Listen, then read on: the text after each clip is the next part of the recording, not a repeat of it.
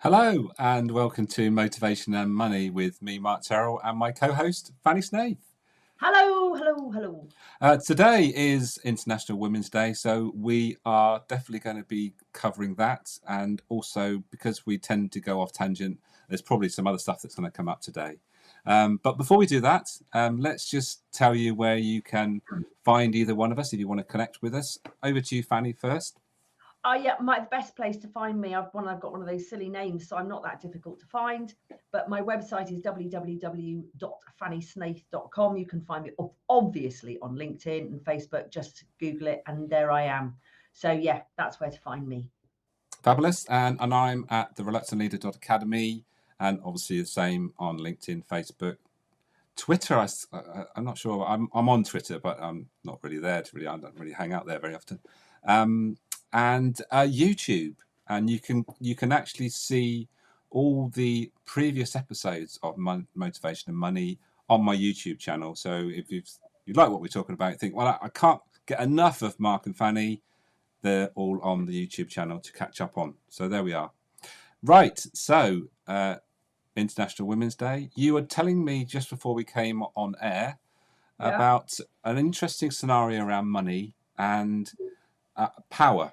So do you want to sort of pick up from where you were, or obviously don't pick up from where you are, actually start from the start point? So yes, International Women's Day, blah blah, whatever that means. I know that that's really important to a lot of people, and I suppose we might as well hook onto it while we can. Obviously, my subject is money coach, Fanny Snaith. And what I find most with women and some men, to be fair, but mostly with women, is that when it comes to money, it's very easy to give your power away to somebody else. So, for instance, we've talked about the money types in previous weeks. They might very well take the stance of the innocent, which is the money child, putting your head in the sand when it comes to money, looking for rescue, looking for seeking security, but seeking for somebody else to do it for them. And whereas that's all very well, it leaves you in a vulnerable position.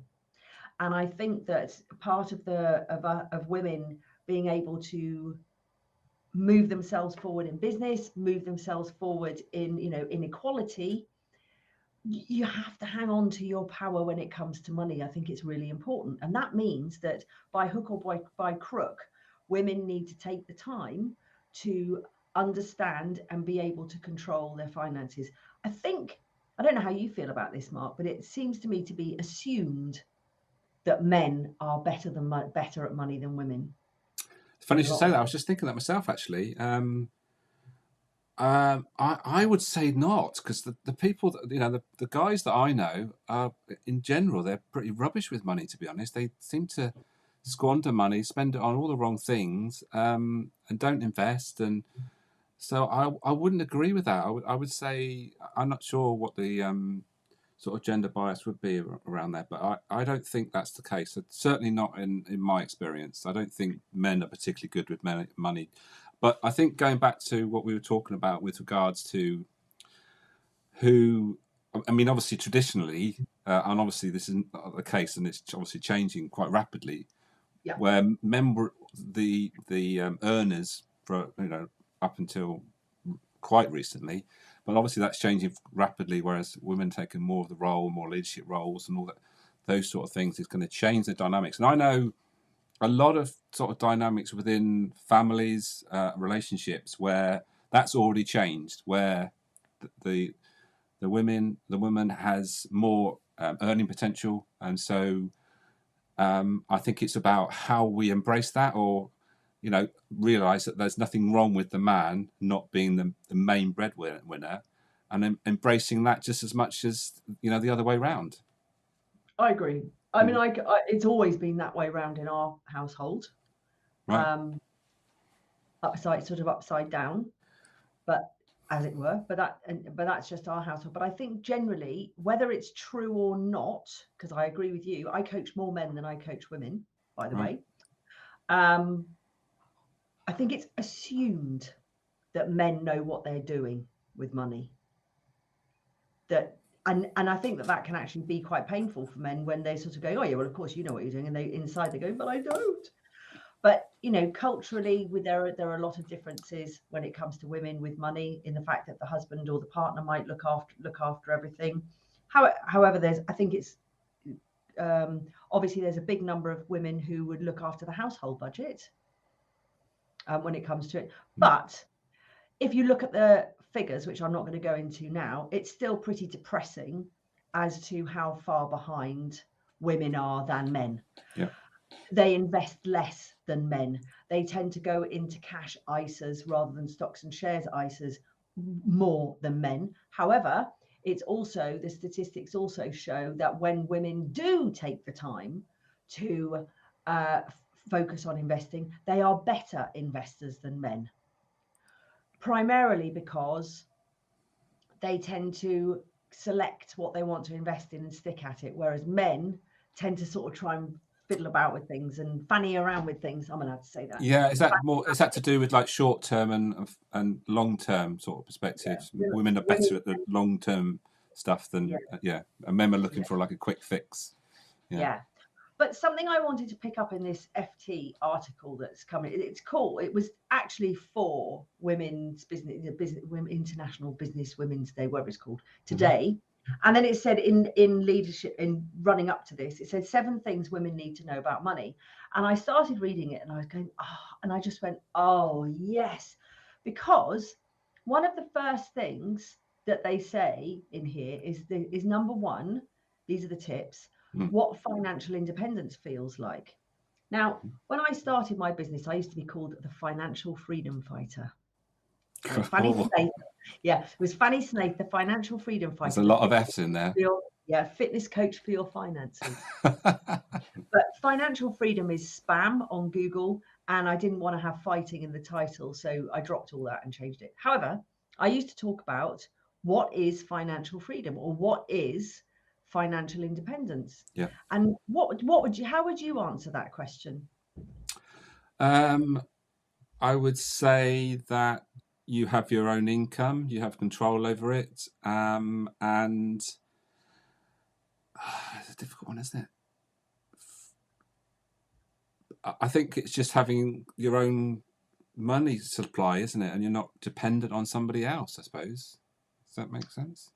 Yeah. So most people say that financial independence is that you have enough passive income, like where you're not trading your time for money, enough passive income coming in to give you your desired lifestyle. Okay. Right. That's it. But I think that's way, way, way, way, way too far for some people to see.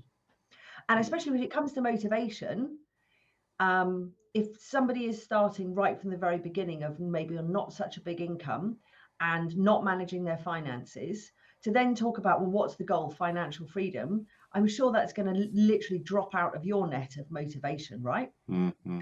Just seems like a journey that's too far away. So I was delighted that when I read this article, it said this, and this was like exactly how I used to say financial freedom to me is when you can put your head on the pillow at night, knowing that you're doing the best you can with what you've got, with some view of the future, and that you're working towards that. So that's roughly what I used to say. Yep. Here, they defined it beautifully. They said, for all the negativity surrounding women's finances, I wish we could bottle the biggest positive, the feeling that financial independence gives you.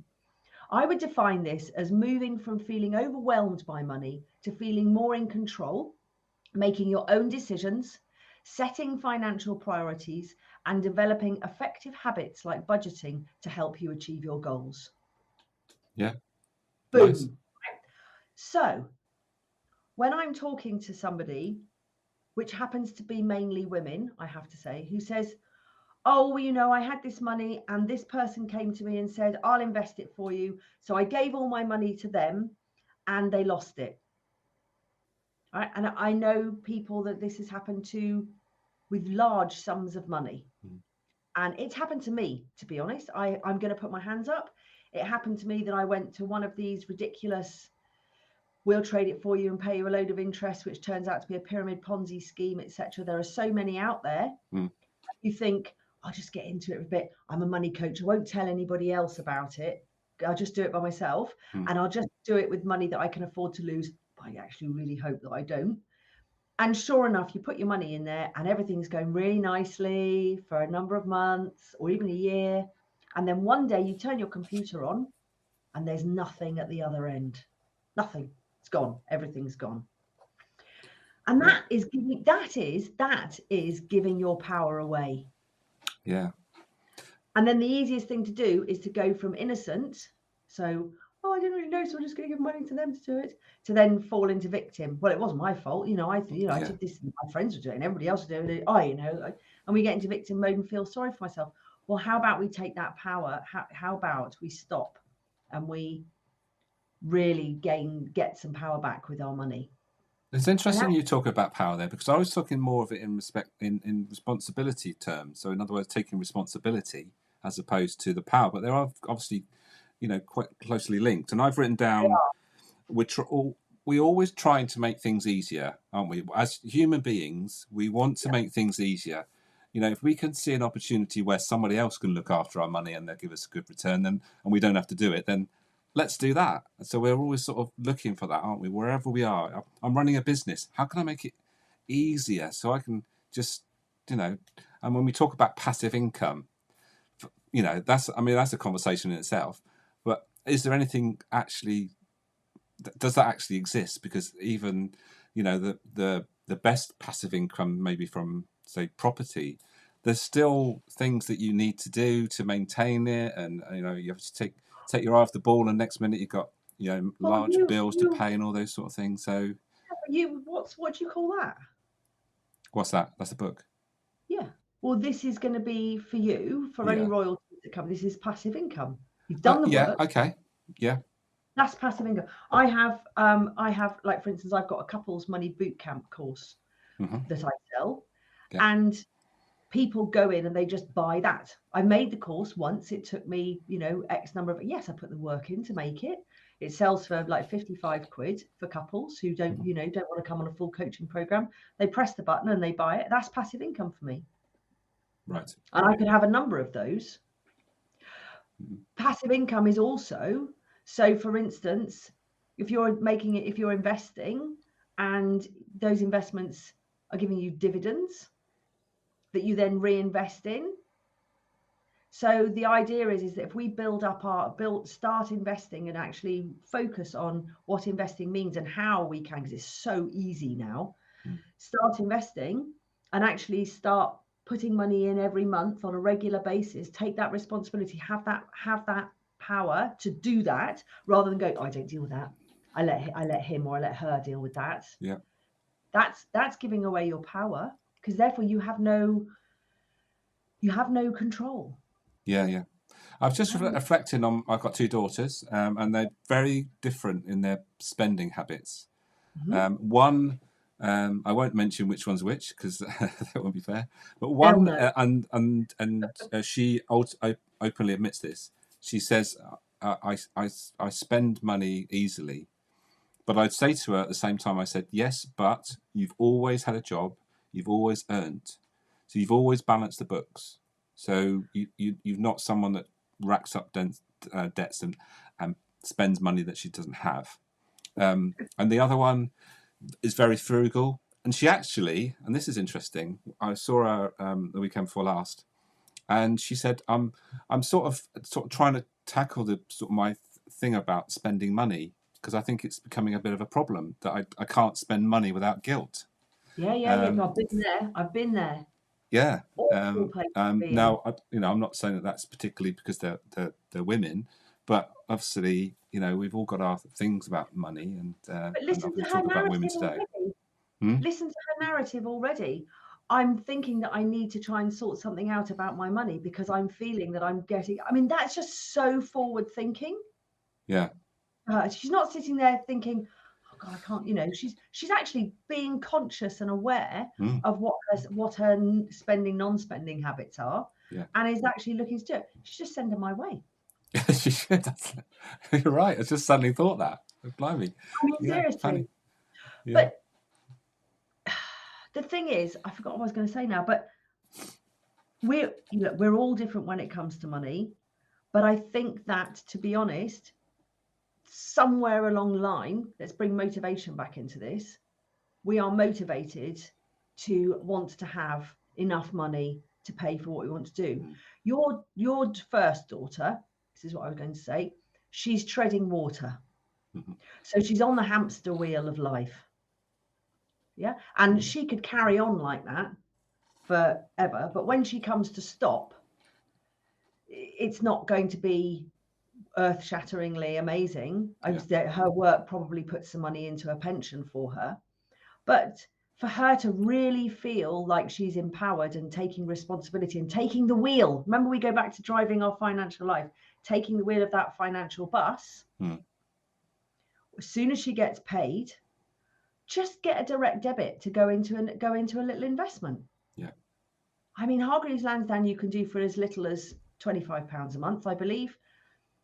Vanguard, I think the minimum is £100 a month. I'm not absolutely certain, but there are so many easy ways now to start investing, to actually be a part of companies, big companies that are out there, which are, making good money, paying good dividends and growing. Why don't we want a piece of that? Absolutely. Yeah. So, I'm all for everybody being empowered when it comes to money. And I know that that word empowered is a bit of a sort of like empowered.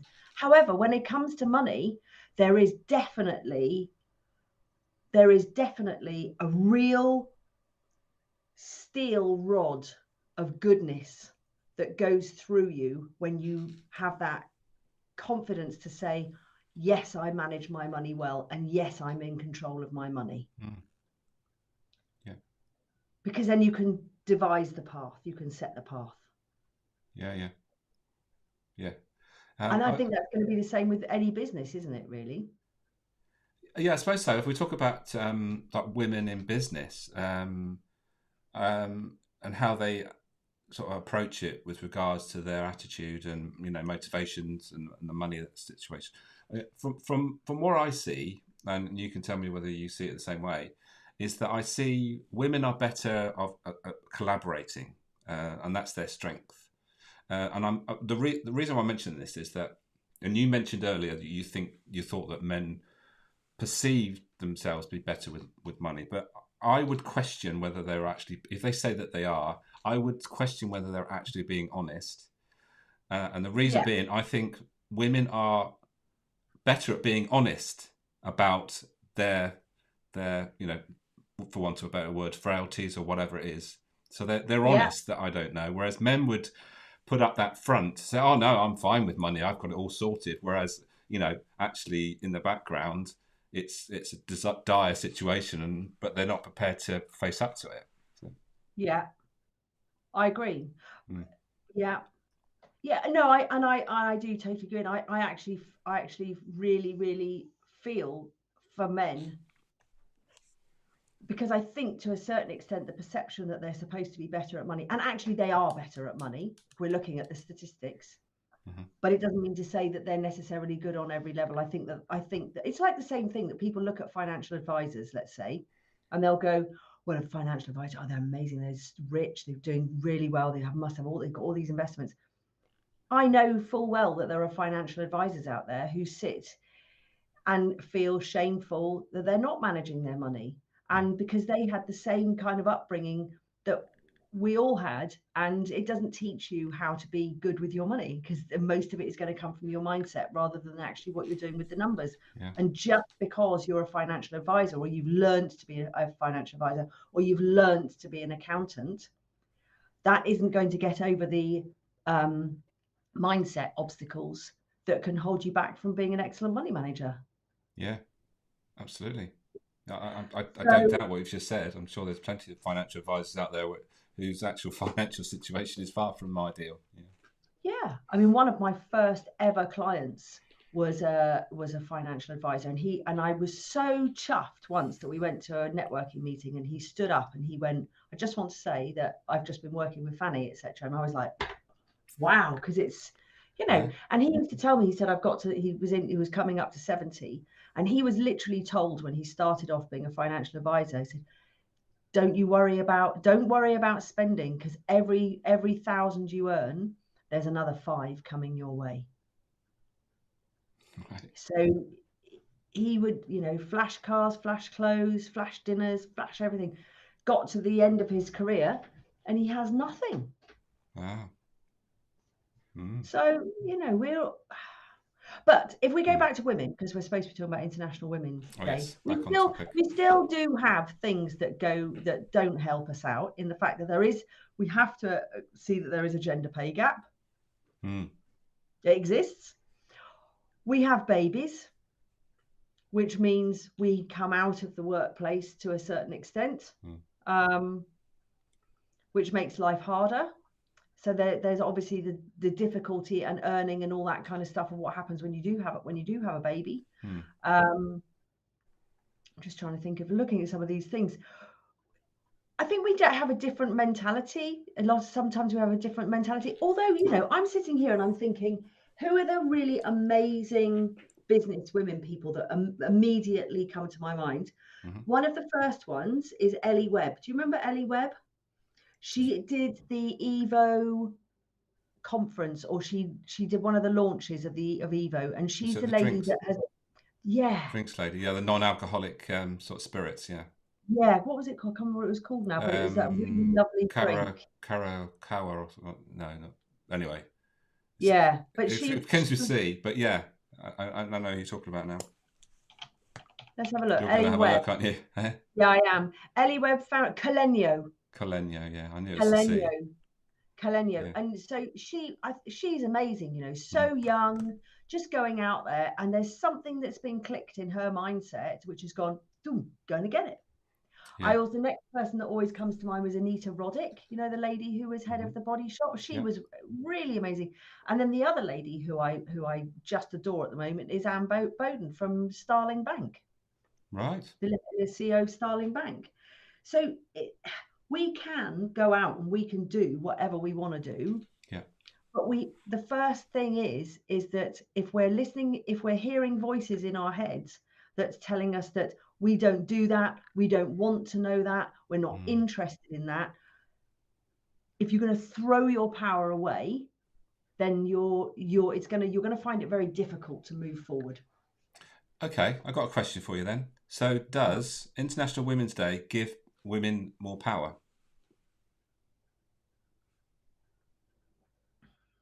I don't know. The reason I answer that is I know a number of women, and I've seen posts and that they struggle with the concept because they don't see why there should be a day for women, and they're women. So I just wonder what your thoughts are on that. Well, put it like this. Let's just say, for instance, there was an International Women. Let's take this, right? We're talking about International Women's Day. If there's one woman that listens to this podcast, what we call it, whatever it's called, vlogcast or whatever, transmission. If there's one woman that listens to this transmission and says, actually, do you know what? She's right. I'm going to get Money Dashboard on my phone today and I'm going to start looking after my money, then yes, there's a point to it. And I think that if there are events going on all over the world that are promoting International Women's Day, then yes, it's got to be a good thing. The same way as we might have International Bowel Cancer Day, or we might have, I don't know why I thought that, or, whatever International Day. It puts a focus for a day onto Mother's Day, Father's Day. I think just to that extent, if it helps somebody be kind, help somebody else do some good in the world, you might as well, mightn't you? Yeah. And actually, and the theme of this year is something to do with the bias, isn't it? Like leveling up the bias or something, or what's the hashtag? That's again in this article, and I didn't know what it meant. So, it's talking about Jason Butler here. He's a friend of mine, and this FT article, mind you, he does write for the FT. Yeah, it said it in here, and I didn't know what it was. Equaling up the bias. What does that mean? So I suppose that's what you talked about with the bias with regards to incomes not being, there's Is some it? sort of bias with people when they see people, sort of women Racial in bias. leadership positions, or even things like um, airline pilots or train drivers, all those sort of things. So traditionally, you always sort of naturally sort of refer to them as being men, but actually, obviously, I was I was watching the Big Jet TV when Storm Eunice was going on, and the guy. I love the guy because he's got so much passion around what he talks about, and he was almost like commentating on these aircraft trying to land in the storms, and he kept having to correct himself because he kept saying, and he was referring to the pilot as a man, and then he said, of course, it could also be a woman, and he kept having to do it because it was almost Yeah. like something that he's always been told, so you can't keep referring to pilots as just men. So this is break the bias. Hmm, That's the thing we have to do. And yeah, apparently it means imagine a gender equal world, a world free of bias, stereotypes, and discrimination, a world that is diverse, equitable, and inclusive, a world where difference is valued and celebrated. Together we can forge women's equality. Collectively, we can all break the bias. See, I'd quite like to take those last two lines out. Together we can forge women's equality. Collectively, we can all break the bias, and just leave it with a world where difference is valued and celebrated. yeah. We were talking about this morning, weren't we? We were, yeah, exactly. That was the message, wasn't it? Embracing the differences as But opposed to trying to sort of eradicate them. so how does what do you think about when you're thinking about motivation and your field? What do you think about International Women's Day? Well, if we put it in context of making a difference, I think it definitely does because, like it just says, it's and there's a lot of drive around making a difference, and if you can feel you're making a difference, that's the important thing with that is if you can see it making a difference, then obviously Yeah, you feel it's actually happening. yeah, So I think that's good, and I think just promoting it is one of the things that I think women aren't particularly good at promoting themselves. So it's a good day to promote what women do in the workplace and all sorts of aspects of life as well. I think promoting women's the way they approach things differently to men is a good thing because we are different. We approach things differently, and that's a good thing. I think 'cause, there's no yeah, right or wrong in these situations. yeah. So yeah, I think it's a good thing to sort of embrace these things, and like you say, if it's a day just to focus on and talk about things, we certainly wouldn't be talking about this today if it wasn't International Women's Day, would we? So No, just gives an and opportunity to focus on something. I think it's also worth mentioning what I said earlier about the Brit Awards, because again, you see, Yeah. I think, is it possible? And I don't know the answer to this. So I was watching the Brit Awards with my daughter, who she's going to be 18 this year, and she's at college, and there's all LGBT, non-binary, blah, blah, blah, all the polyamorous, all these people that you've got to try and get your head round. Mm.